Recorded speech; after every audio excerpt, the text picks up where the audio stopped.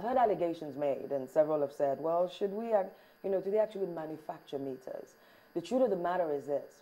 For many of us, we've sunk in a lot of funds and a lot of capital investment into rolling out these, production plants that we have. We're progressively going to improve our technology in terms of us being able to start from scratch. But that's a little more challenging because in Nigeria, we would literally need to be able to set up, there's something that is a memory chip that goes into these meters that makes them smart, all right? So those chips are no different from what goes into your phone, right? It requires a lot of specificity, all right? It's called the surface mounting technology that you put, the SMT motherboards that go into these meters. I know some of the factories here in Nigeria that do use SMT. Mojec has an SMT where we actually do. So, sorry, Chamberlain, it still doesn't answer my question. Okay.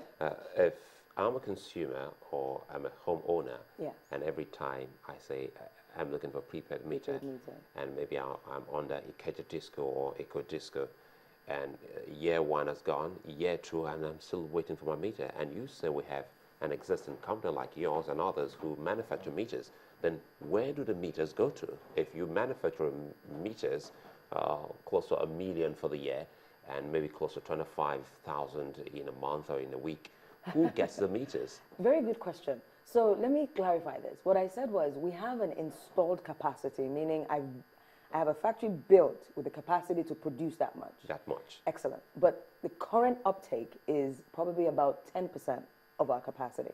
So meaning I'm producing at probably about 10 to 25% of my capacity. Why? Excellent. So you have the discos, of course, who need these meters, all right, have the current challenge of being able to finance these meters. Meters are not free. They're not cheap either. They're very expensive equipment rollout. It's just like we don't get our phones for free from whether Airtel or Etisalat or who have you. The same thing with meters, right? They're accuracy equipments that again, cost quite a lot. So the discos essentially really do, well, they're the ones who need to, of course, acquire these meters so that the consumer or the energy user, can acquire the meter. How come they say then that we don't manufacture enough, we don't have that much capacity, and so that's why they requested from NEC that they import as well? So I think for the most part, there is still some gap, obviously, communication gap somewhat, and we're trying to bridge that gap right now by having a lot of meetings with many of the discos. Currently in the country, we probably have a capacity of about maybe 6 million or so. Current capacity, meaning the ability, combined. All the manufacturers combined. For how long? That's per annum or per month or per week? Per annum. 6 million meters per annum. We should be able to do it. In other words, if I got orders from all of the discos, right, I would be at full capacity. I would have Nigerians employed. I would have Nigerians trained. I would have Nigerians installing these meters, and we should be able to roll that. We should be able to at least be able to meet about 6 million or so. When you say installed capacity, yes, that's to build. That is what I'm built to produce. Okay. Yes. Installed capacity, does it include your workers as well, trained and ready to go? Assuming the discos, I mean, one of them just left. Assuming they just decided, okay, you know what? They've talked about this, so let's give it to them. And they come to you now. Yes. Would you be ready to run? Or is that when you start looking for those to employ, those to train? And not at all. Excellent. You did mention, I will say this. The discos are metering, but the problem that they're having is the funding problem, okay? For example, I would laud Eco Disco. You might not know what they've gone through for many of these discos. Eco Disco, for example, I remember before the handover, they actually implemented this CAPME scheme, which was the credit advance, procurement for meter infrastructure.